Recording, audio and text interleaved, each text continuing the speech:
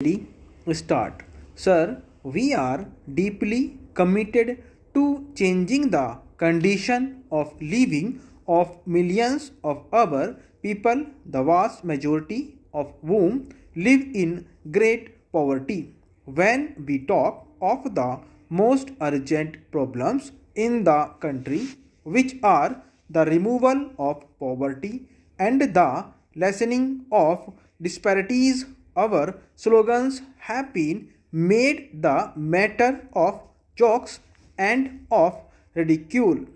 Any subject, any question, any debate has evoked the taunt as to what about Garibi Hatao. Surely, poverty is too agonizing a state to be jogged about except by those who have no idea what it is and have no real sympathy with those who live in the state of poverty. If you want to look at the question seriously and sincerely, we know that the poverty of ages cannot be wiped out in a few weeks, a few months, or even a few years. Anybody who pretends that he can do so is obviously trying to mislead the public.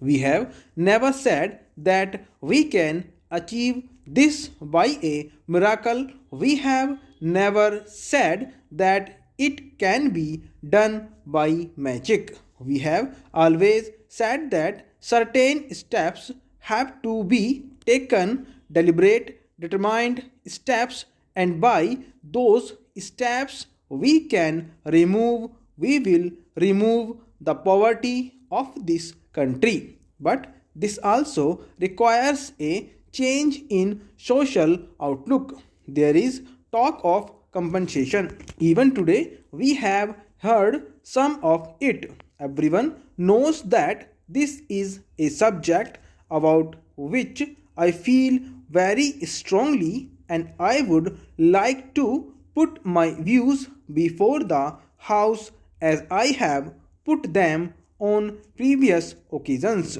When we talk of compensation, it is compensation for land, compensation for a palace or a big house. I should like to ask honorable members, what about compensation for justice? What about compensation for forced labor, for the eviction of landless people, for land unfairly grabbed?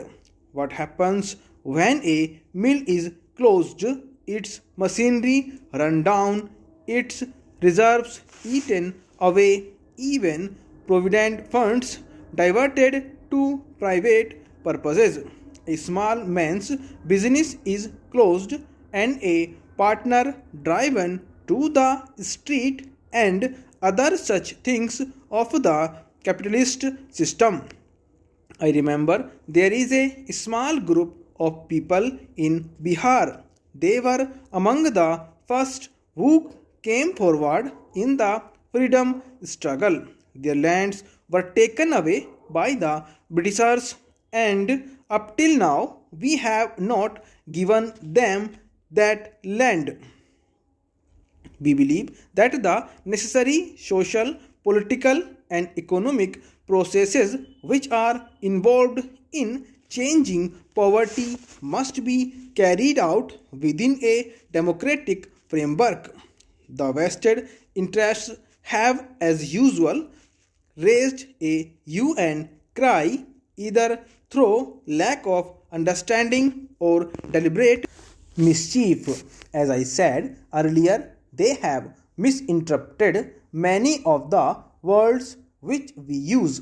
I talked earlier of commitment.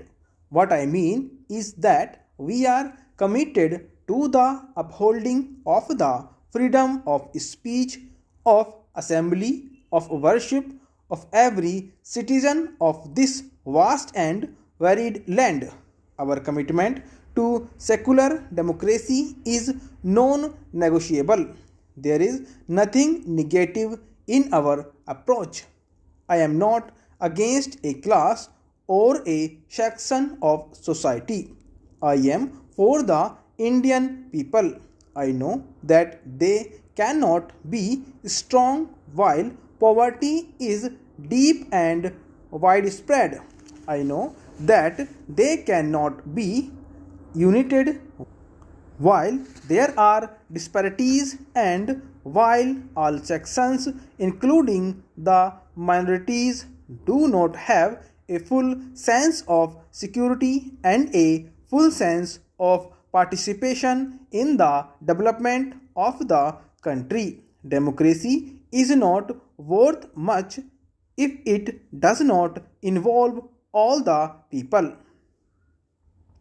I can assure this House and the country that our commitment to upholding in every possible way the fundamental rights of our citizens remains absolute, even when we speak of imposing certain restrictions on property rights. Our intention is not to abolish poverty.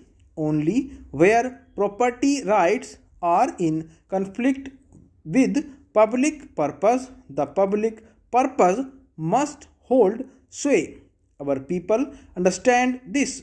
In the last elections, every possible attempt was made to scare the people and to mislead them into believing that all poverty would straight away be taken away.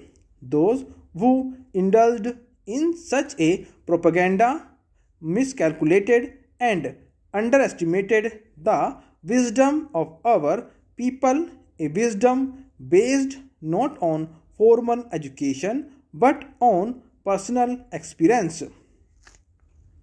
Some of us have jogged and some have shown temper and some have sincerely pleaded their cause, but I would urge all honorable members to approach the issues involved in our amendment with calm and sober reflection. These amendments have significantly social and political import which we must try to understand in all seriousness. The measures which we have taken and are taking are milestones in the progress of millions of our people. They have come to be regarded by the people as marking a new stage in their struggle to build a social, more human and just society.